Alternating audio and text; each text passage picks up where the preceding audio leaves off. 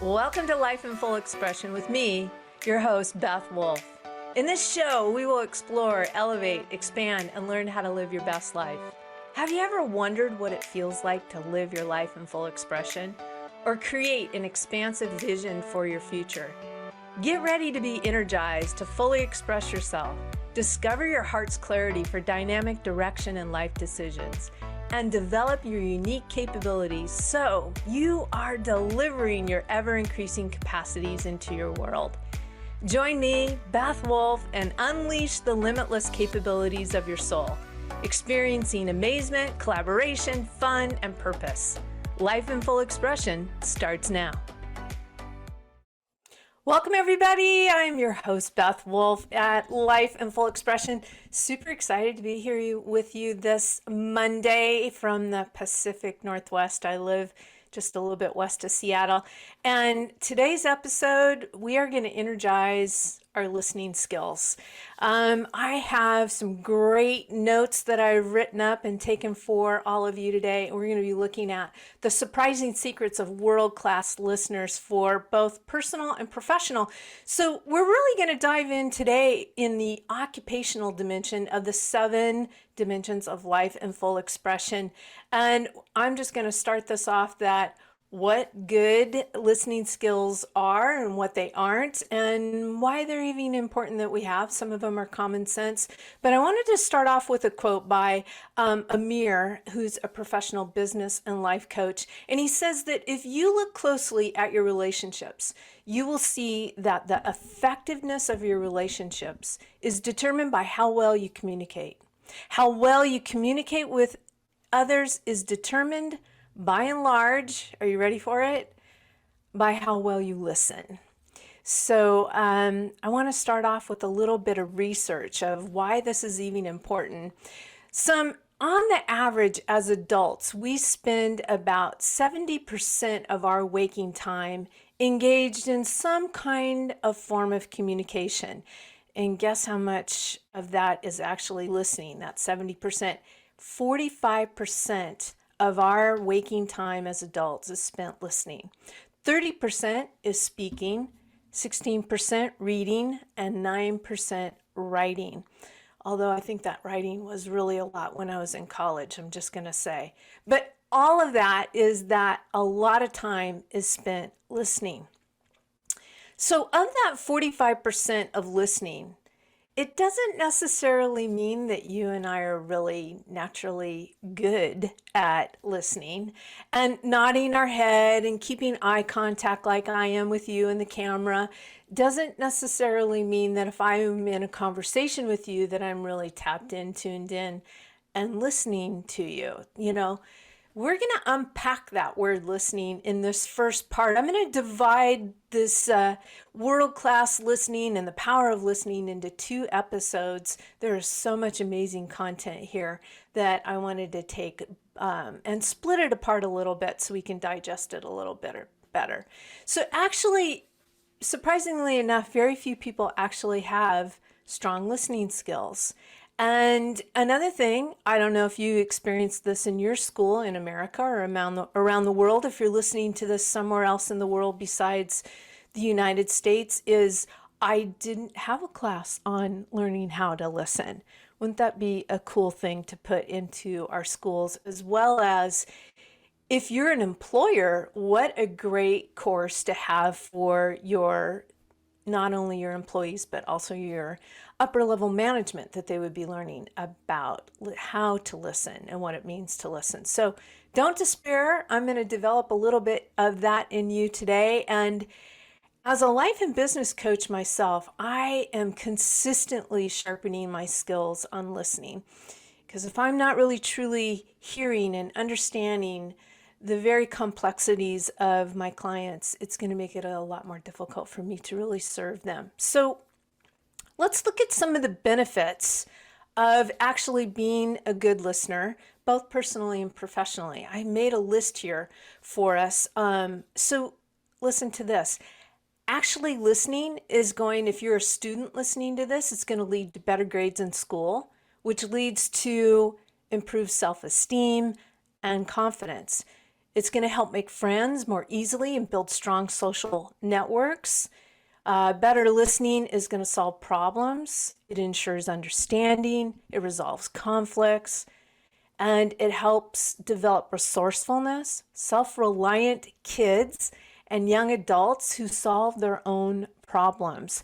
This is something I experience when I teach my college class on personal wellness, is teaching the kids how to have critical thinking skills for them to be tapped in and tuned into not only their own feelings and emotions, but also having a sense of empathy to others. And that takes of listening, and we're going to look at both verbal and nonverbal listening. And then it helps to build very strong relationships. In addition, good listening skills can benefit your work life in several ways. It's going to lead to greater productivity and fewer mistakes. It's going to lead to better customer satisfaction if you are an owner of a particular business. And it's going to help avoid conflict and misunderstanding with your coworkers. It also is going to improve ability to influence, persuade, and negotiate. And it makes sharing of information much more effective, which leads to more creative and innovative teamwork. And I always like to put in there, it's going to make it a lot more fun. Yeah. So good listening skills are so critical for business success that many successful leaders and entrepreneurs credit their success actually to their listening skills. And in fact, Richard Branson of the Virgin Company, he frequently points to listening as one of the main factors behind the success of the Virgin Company. So let's get started on 4 basic goals of good listening. This is actually a key as I was beginning to learn more about this and studying. We're going to break it down into 4 basic goals. So number 1, when someone is beginning to speak, one goal is they're speaking to understand someone. So for you to understand them. So you want to be listening to understand them. Secondly, it may be that you're listening to enjoy someone. Third, you may be actually listening to learn something, which is why you're here on this podcast right now, is listening. And then also you might be listening to actually help someone or give them some kind of solace. So those are 4 basic goals of good listening. And what's the point of trying to identify the proper goal for our listening in a situation in the first place? I mean, why even have that awareness? Why do you need that? Well, think of it this way. I'm going to read this a little bit to you. Have you ever been in a conversation and discovered, maybe a little too late, that you had been listening with the wrong goal in mind? Like you were just way off. So let me give you a little example. So let's say your significant other comes to you, upset, angry, about something an acquaintance said to her about an issue. And you think that since she's mad about what the other person said, she wants to talk about the pros and cons of the issue. So you focus on understanding the argument of both sides and you offer thoughts on the topic. Big mistake. Actually, she's more upset about getting into an argument in the first place and how it made her feel. In other words, she's not focused on the issue at all. That was just the trigger incident. What she really wants from you is for you to listen with the goal of giving her solace. Good listeners are strategic. They set a goal for the listening that's most appropriate for the situation. So if you want to be a good listener, the first step is to get into the habit of asking yourself in any listening situation, what am I trying to achieve as a listener in this situation? So by identifying what your goal or goals are in any listening situation, you can employ the proper listening skills in the conversation and have a better chance of achieving a satisfactory outcome. And I think of this as even as a parent. If you're a parent and you have either smaller children or adult children, mine are adult children, and they would come to me and I would actually ask them, would you love for me to just listen and give you comfort? Or do you want me to listen as if I'm helping you solve a problem? And they would let me know, Mom, I just want you to listen. I'm not interested in you helping me. I just want to share this, and that's the end of it. I'm like, okay, absolutely. And then as I became a life coach, I made even more distinctions. I'm like, am I listening as a mom or am I listening as a life coach? And they would let me know that as well. So I just share that because there might be unique circumstances and situations with your life and what you're experiencing. So I also want to say, let's look at what good listening is not. First, listening is not the same as hearing, because hearing is really a physical process that, provided you don't have hearing problems, that occurs naturally. And listening is actually much more active, and it requires both hearing processing, what you hear, and it takes focus and effort.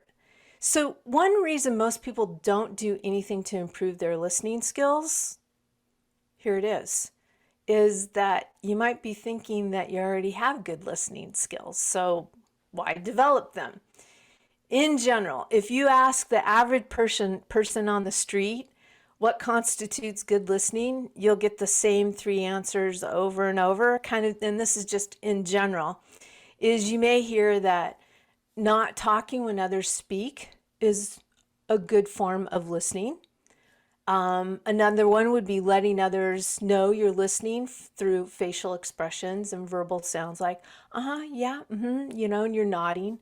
Another one is being able to paraphrase back to the speaker what he or she just said. And so as I read these, I'm like, oh yeah, I kind of thought that those were good listening skills as well. But they're not necessarily true. And we're going to dive into why that is. And there's not anything wrong with these three moves, but here's the key element of it.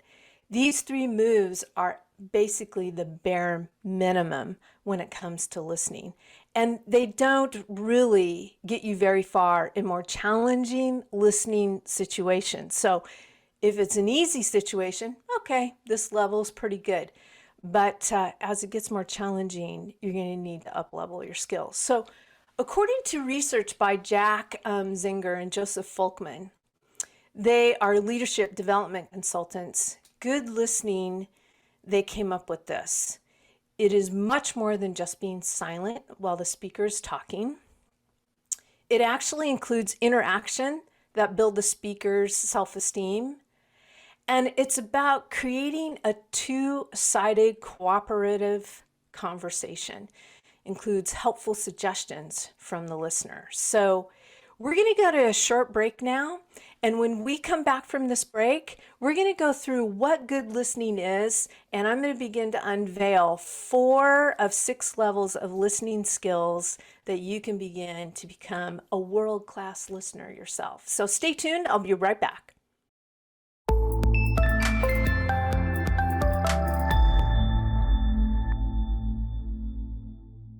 Welcome back to Life in Full Expression. I'm your host, Beth Wolfe, and today we're in the occupational dimension of Life in Full Expression, and we are learning about world-class listening. And in this second segment, I'm going to introduce to you what good listening is and what actually makes a person an effective listener. So going back to a little bit of research by Zinger and Folkman, they actually conducted an in-depth research study of 3,400 plus participants designed to help managers become better coaches.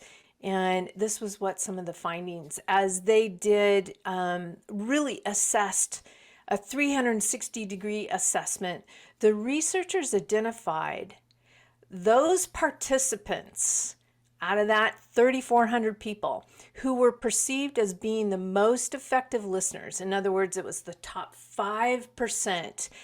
then compared this group to the average of all the remaining participants and analyzed the characteristics that differ between the groups, this is what they found. And it was kind of surprising. Contrary to popular belief, the best listeners did not remain completely silent while the other person talked. And instead, they would periodically ask questions to clarify and take the discussion deeper. They also found that the best listeners made the speaker feel supported and conveyed confidence in them. And this created a safe environment in which issues and differences could be discussed openly.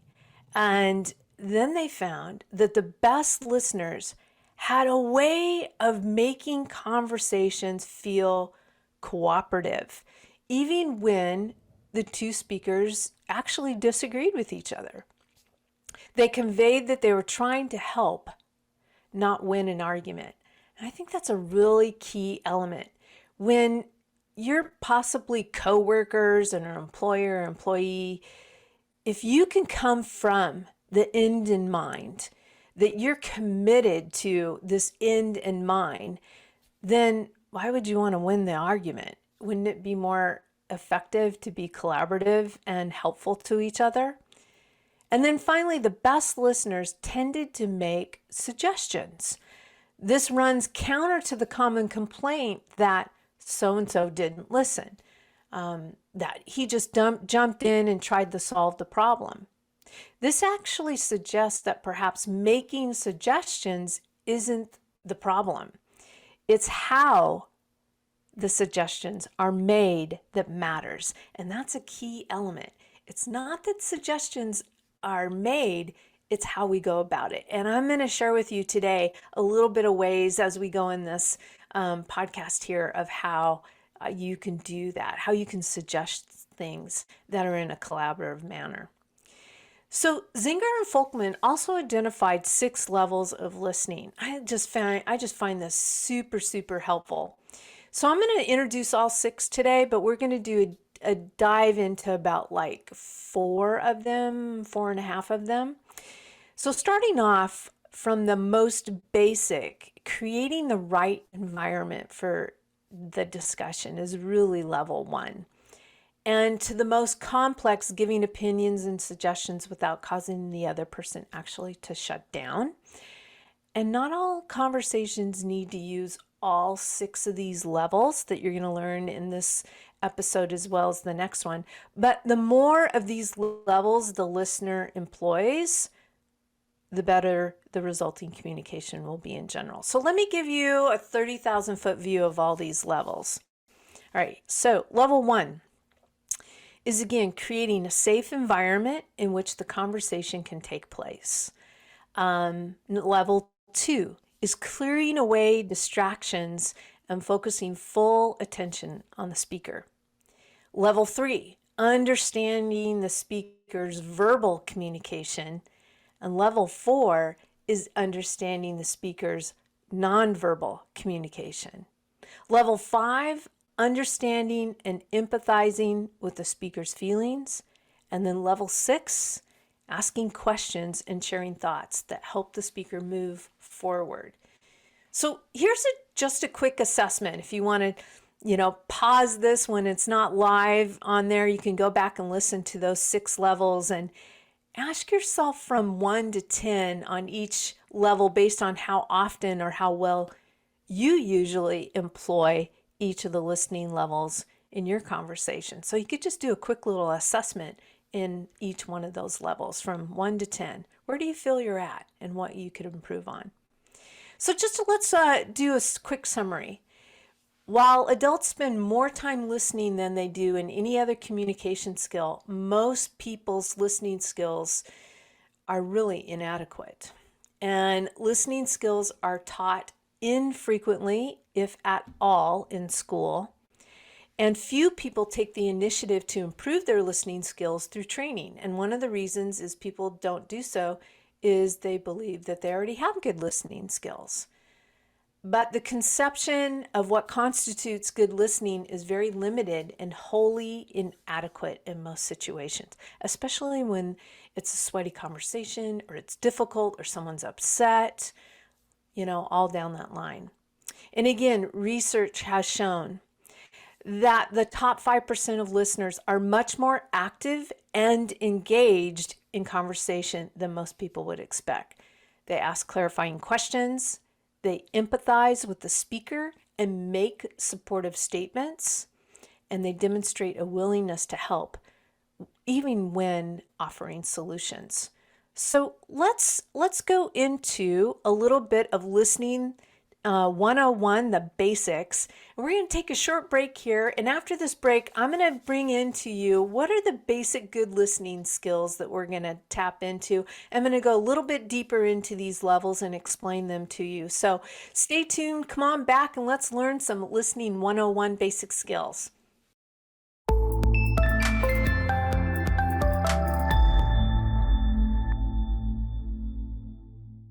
Welcome back, you guys, to segment 3 of learning how to be a world-class listener. This is Life in Full Expression, and we're in the occupational dimension today, and we're going to dive into what are the listening 101 basics. And one of the key elements here is your attention. And it's really about, let's dive into that level 1, about setting up the right kind of environment to have a really productive discussion. And a little bit of level 2 is using your face and your body to show you're interested and give feedback during the discussion. And actually on my way, I just drove from Phoenix, Arizona to Washington over the last 3 days, and fantastic drive, saw some amazing country. And I was actually in Medford, Oregon, and I was at a Starbucks getting a coffee, and this man just all of a sudden started talking to me. And I was sitting in my car, and I was facing forward towards the steering wheel. And I heard this still small voice. He was sharing his heart, some of his problems. People do that. They come up to me and just start sharing.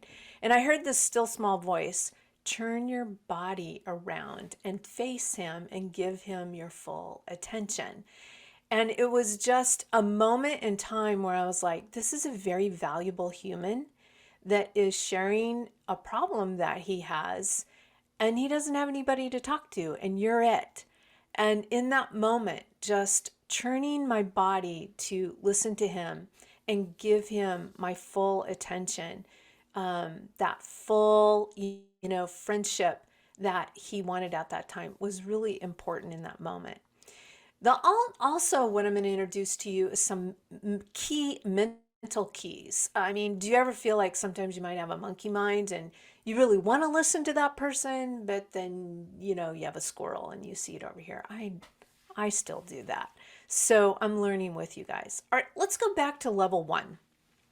So what is the right environment? I'll give you a little bit of an example here. So let's say you're meeting a friend at a coffee shop, and it begins as really kind of a catch-up conversation, and the coffee shop is a little noisy, which is kind of normal. And then this friend shares that they've been struggling with something. So now if you go back to the 4 goals, now you're not just listening, to maybe learn a little something or to catch up, but now you're listening to this friend to give them solace. And what you say is, it's really important to me that I hear what you're saying and really pay attention. And you kind of scan the coffee shop and notice that there's a table outside where no one is around and it's a lot quieter. And so you suggest to your friend, hey, why don't we go move outside so I can really hear what you're saying and give you my full attention and we don't have distractions. So that would be a real basic 101, great move for you to listen, and your goal is you're giving solace to that friend. So level 2 is clearing away distractions. How many times have you guys been in a conversation with someone and either you get a notification on your phone, whether it's any kind of social media or email, and you pick up and you look at your phone while you're in a conversation with someone? I've done that Well, really, level two is about clearing away those distractions so that you can focus your full attention on the speaker, on the person talking. And maybe it's time to just silence the phone and put it away where you can't even hear it or feel it in that instance. And some of you that if you have, an iWatch, maybe you want to take that off and put that away. So that's level two, clear away the distractions. Level three, understanding what the speaker is saying on the outside. So we're going to distinguish the difference between what the speaker is saying on the outside and what the speaker is saying on the inside, and the do's and don'ts of that. So one of the things that I just explained about that amazing man I met in Medford is for you to have an open and interested posture. Maybe lean in a bit, uncross your arms, uncross your legs. I've heard many times that sometimes whatever posture the person has in front of you, you might want to mimic it. And you're sending the message of go ahead, I'm listening. And the other aspect of this is you want to give the speaker regular feedback, reflecting their feelings, paraphrasing or saying nodding and remember that was the basics. But I also want to make the point that you don't want to interrupt them while they're speaking. You want to wait till they've kind of paused before you reflect feelings back to them. And you want to wait for that pause to really ask clarifying questions. One of the things that I like to say is, would you mind if I just kind of repeated back what you said just to see if I'm hearing you well? And if there's something I've missed or you want to add to it, would you let me know? Because we hear differently. So it's very helpful to use open-ended questions with asking clarification. Now, here's two important don'ts if you are desiring deeply to be a world-class listener. You don't want to be a sentence grabber. Well, what does that mean? It means that you're interrupting and finishing the speaker's thoughts. Now, I actually experienced this quite a bit in a previous relationship where this person would assume that the end of my sentences. I'm like, no, that wasn't what I was thinking. No, that wasn't what I was feeling. And that's not even in my head at this point. So let's not be a sentence grabber where we're making an assumption that we know what the person's thinking and feeling. All right, the other don't pull the conversation off track by picking up on a minor detail or tangent.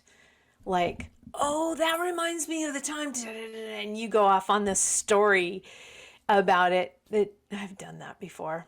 Sometimes I still do it. So see, I'm still sharpening with you. But what that does if you and I do that is it sends a message. You're not really interested in what the speaker is saying. And that you're not truly actively listening. So this takes a little bit of mental discipline on there. So again, level two is clearing away the distractions. Level one, the right environment. And level three is about understanding on the outside. So I also want to bring in level three about the inside. And this is our critical mental skills that are going on. Listen with an open mind, without judgment or jumping to conclusions. And it's really funny. Sometimes I have open narrative third person conversations with myself. I'm like, Beth, what are you doing thinking that? That's not, I'll say things out loud so that I know that I'm saying things. But when you're listening to someone, it's helpful that you even start with the conversation, that you set an intention that you're going to have an open mind. You want to concentrate on what is being said. Even, I found this really interesting, even if it bores you, you catch yourself daydreaming, you still want to stay, concentrated in on a conversation. So you don't want to allow your mind to wander. You want to stay tuned in and really be mentally, reporting what the person is saying. So, you may be wondering why we sometimes have such trouble focusing on what people say. The root of many listening problems, this is really kind of fascinating, and maybe you already know this fact, is that the human brain can listen much faster than the people normally speak. And so average rates are between 125 to 175 words a minute, whereas you and I can process an average of 400 to 800 words a minute. And this is why sometimes when you listen to audiobooks or things on YouTube, that you can actually speed up the recording that you're listening to, because your brain can actually bring it in a lot faster. So isn't that fascinating? So just knowing that about yourself mentally can help you slow down. So let's just summarize again the first three levels. One is create an environment for a good conversation to take place. Level 2, clear the distractions. Level 3, understanding what the speaker is saying both on the outside, like body positions and engagement, and also on the inside with the mental skills.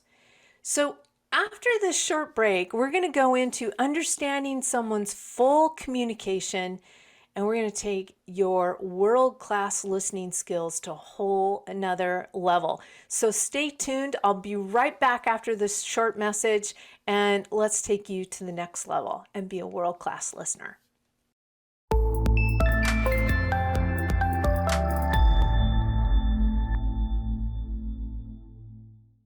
Welcome back, you guys. I'm your host, Beth Wolfe, with Life in Full Expression. And today we're diving into the occupational dimension and helping you and I be world-class listeners. And so in this last segment, we're going to take really how to understand someone's full communication. And I want to share this quote by Alice Miller. She's a Swiss psychologist and philosopher, and she says this: "Learning is the result of listening, which in turns leads to even better listening and attentiveness to the other person." In other words, to learn, we must have empathy, and empathy grows as we learn. Oh, I love that last part. We must have empathy, and empathy grows as we learn. So thank you, Alice, for that. So let's look at this next level 4 of being a world-class listener out of 6 levels. Now we're going to be looking at verbal and nonverbal communication. And a great listener pays attention to both verbal and nonverbal communication. This is a higher level skill. And why is paying attention to a speaker's nonverbal communication so crucial to understanding? Well, let's first of all, because noticing a speaker's nonverbal communication is often the key to understanding how that person is feeling. And understanding how that person is feeling is often the key to fully understanding what that person is actually trying to say, what they're trying to share. And this is because our words are so often inadequate for getting across our full meaning. And that's why it is so amazing to actually have a collaborative conversation that's going back and forth and engaging. It's kind of silly for us to assume that if we say it one time that that person has our full meaning. Not going to happen. It comes in layers. So truth is, words alone are rarely enough to convey a speaker's full message to a listener. So when we speak, we usually supplement our words, and you can see me using my hands right here in the camera with facial expressions, gestures like with my hands, my tone of voice, and many other subtle nonverbal communication signals. And you know, just in the last 3 months, I've become aware of American Sign Language like I have never known it before. It is fascinating watching these incredible interpreters. And I had no idea that it was more than just signing with your hands. but it is your facial expressions and it is the movement of your body. And it's really extraordinary to watch these interpreters go. And it's facial expressions, it's gestures, not necessarily the tone of voice, but even, how your lips are moving or how your head's moving. So absolutely extraordinary that I've been learning more about that. I want to share a little story with you about this incident and how a coworker came to a manager in her experience, and basically how a lot of stuff was not necessarily conveyed. So listen to the story, okay, you guys? I'm going to read it to you. So, for example, let's say an employee, Jessica, believes that she should be in line for a promotion to the assistant manager level in her company. She approaches her manager, Alexis, and says, I know it's not time for my next performance review yet, but I just wanted to check in with you and see if I'm doing all right. You're doing really well, says Alexis, glancing briefly away from her laptop. Jessica sits down across from Alexis's at her desk and leans forward and says, How do you think I've been doing in my team assignments? Fine. Your whole team has been knocking it out of the park lately, says Alexis.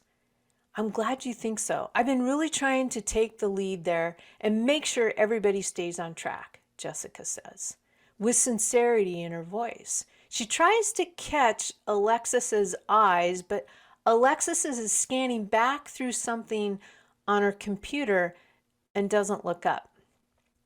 Well, Jessica says, then pauses, but Alexis doesn't step into the pause. I guess I'll be getting back to work. Okay, it was nice talking with you, Alexis says. Now, this is a classic example of misunderstanding where the listener understood all the words that were actually said to her and responded appropriately, but where she completely failed to understand the gist of what the speaker was trying to say. Now, there's plenty of blame to go around here. Jessica wanted to ask about the possibility of her getting the promotion, but she never came out and said so. She hinted around with words and tried to use her body language, tone of voice, and eye contact to convey that she thought she had been doing the kind of job that would warrant a promotion. People do this all the time, saying one thing with their words, but still leaving so much unsaid. But Alexis is at fault too. She was distracted instead of attentive, and while she heard the actual words Jessica said and answered appropriately, she completely missed everything Jessica was trying to convey with her body language. The result? A missed opportunity, really on both their parts. The fact is that if you struggle with understanding nonverbal communication, like Alexis, you're at a serious disadvantage as a listener, as an employer, definitely. So you can see that this nonverbal is very, very important. Now, why? Because several research studies have concluded that the majority of a person's communication, really between 70% to 93%, is conveyed by their body language, facial expressions, gestures, tone of voice, and speaking volume. It's therefore just as important to use your eyes as it is to use your ears when listening. Watch the speaker's facial expressions, their gestures, their eye movements. Pay attention to the speaker's tone of voice and his or her volume. And these factors all contribute to the speaker's overall communication. So far in this episode, what have we really learned? And just to recap with us as we come in for a landing here is that why listening is so important, and the benefits. As we look back, it really will help you with your self-confidence, your self-esteem. It'll help you be a better learner, and ultimately grow in empathy. And the Another aspect is you looked at what good listening is and what it isn't. And what are the basics of good listening? And today we've learned about 4 of the 6 levels. And taking your listening to the next level is actually listening not just with your ears, but actually listening with your eyes. So I want to encourage you to come back for part 2 of this world-class listening and up-leveling yourself next week as we dive into more surprising secrets of the world-class listeners. I'll be back on October 17th at 12 p.m. Pacific Standard Time. And I want to leave you with this again, that powerful questions bring powerful answers. And so allow yourself to awaken to your greatness and express your soul essence in and for the world to explore, elevate, and expand in love and light. Thanks for joining me today on Life in Full Expression. I'll see you next week. Take care. Thanks for tuning in to Life in Full Expression with me, Beth Wolfe. Tune in each Monday at noon Pacific Time, 3 p.m. Eastern on TransformationTalkRadio.com. Be your most elevated self and pursue a path of fulfillment, clarity, expansion, fun, and live in your best life. If you would like to discover the 7 dimensions of your life blueprint of expression, to fully express yourself, reveal your heart's clarity for dynamic direction, and activate your unique capability, visit BethWolfe.com. That's Beth, WOLFE.com.